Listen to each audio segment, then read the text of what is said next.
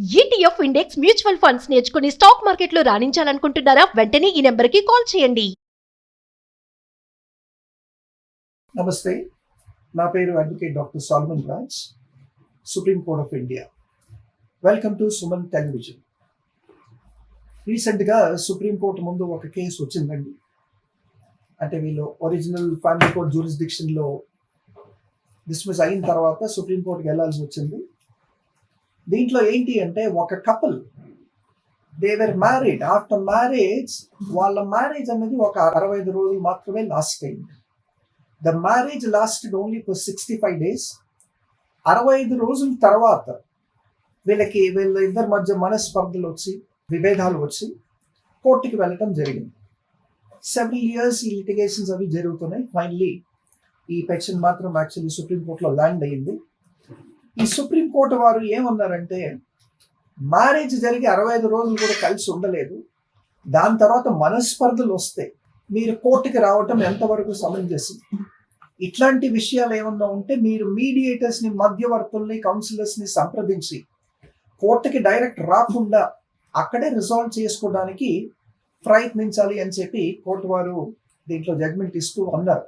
అంటే ఏంటి, 65 రోజులు మ్యారేజ్ అయ్యింది, 65 రోజులే మ్యారేజ్లో కలిసి ఉన్నారు, 65 రోజుల తర్వాత కోర్ట్స్కి వచ్చి లిటిగేషన్స్లో డెకేడ్స్ మీరు స్పెండ్ చేస్తున్నారు. అది ఎంతవరకు సమంజసం? ఒక 65 రోజులు మ్యారీడ్ లైఫ్ గడిపి ఏళ్ల కొలది, డెకేడ్స్ కొలది మీరు కోర్ట్స్కి రావటం ఎంతవరకు సమంజసం? ఒక 10 ఏళ్ళు ఒక డెకేడ్ అండి, 20 ఏళ్ళు 2 డెకేడ్స్. సో ఇట్లా కొన్ని పర్యాలు మనం చూస్తాం ఫ్యామిలీ కోర్ట్స్లో కూడా. కొన్ని కేసెస్ 13 years కానీ 14 years కానీ నడిచినవి ఉన్నాయి. ఎందుకంటే petitioner main OP file, FCOP file చేసిన తర్వాత దాంట్లో ఐఏఎస్, దాని తర్వాత రెస్పాండెంట్ కూడా కొన్ని ఐఏఎస్ ఫైల్ చేయటం వల్ల ఏమవుతుందంటే ఈ మల్టిప్లికేషన్ ఆఫ్ లిటిగేషన్స్ ఎక్కువ అవుతుంది. ఈ ఐఏఎస్ అవి ఫైల్ చేయటం వల్ల ఓపీస్లో, and it is actually prolonging. అందుకే సుప్రీంకోర్టు వారు ఏమన్నారు, మ్యారేజ్ వ్యవధి చూసుకుంటే చాలా తక్కువ, కానీ లిటిగేషన్ వ్యవధి చూసుకుంటే చాలా ఎక్కువ.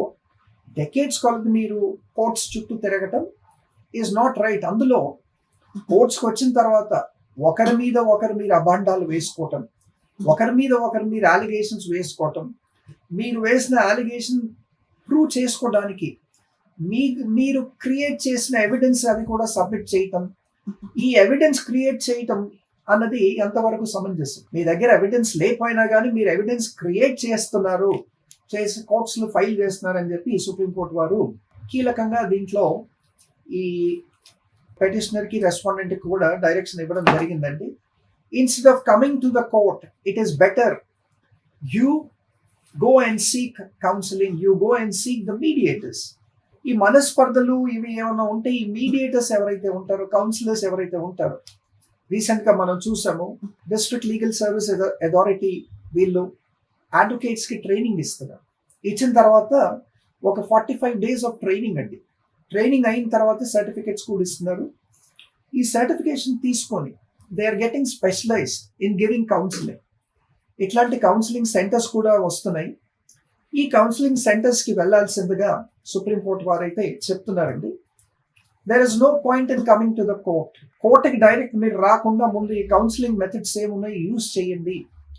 అందుకనే మనం చూస్తే under section 498A of IPC dowry harassment ఇవన్నీ ఫైల్ చేసినప్పుడు సుప్రీంకోర్టు డైరెక్షన్స్ ఉన్నాయి. అంతకుముందు 498A మిస్యూజ్ అయింది, అబ్యూజ్ అయింది. కాబట్టి ఎవరైనా ఒక వైఫ్ కంప్లైంట్ తీసుకొని హస్బెండ్ అగెయిన్స్ట్, తర్వాత ఇన్లాస్ అగెయిన్స్ట్ వస్తే ముందు కౌన్సిలింగ్కి పంపించండి అని చెప్పి డైరెక్షన్స్ ఉన్నాయి. కాబట్టి పోలీస్ వారు కూడా డైరెక్ట్గా నేరుగా ఎఫ్ఐఆర్ రిజిస్టర్ చేయట్లేదు, ముందు నోటీస్ ఇష్యూ చేసి కౌన్సిలింగ్కి పిలుస్తున్నారు.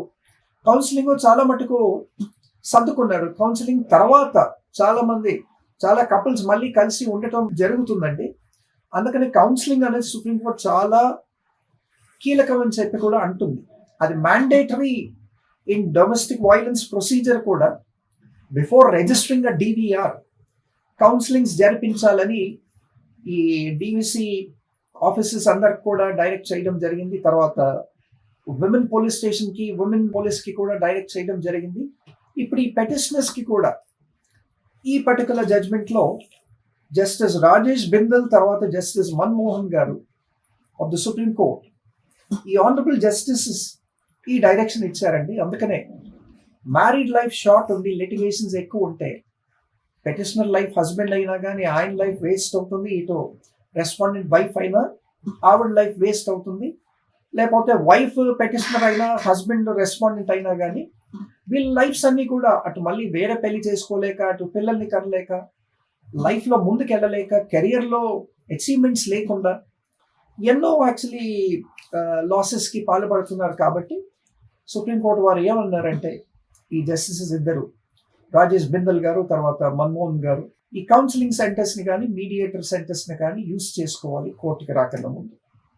Thank you.